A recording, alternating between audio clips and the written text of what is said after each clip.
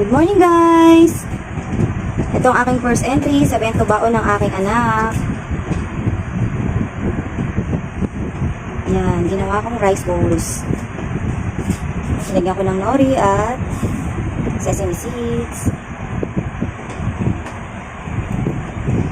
Ang ulam niya ay homemade na skinless longganisa at homemade luncheon meat.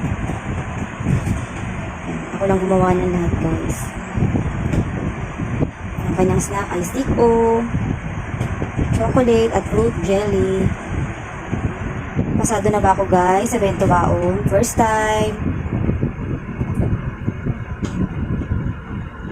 Natuwa lang ako magbento baon guys. Sana magustuhan ng anak ito, maubos na lahat.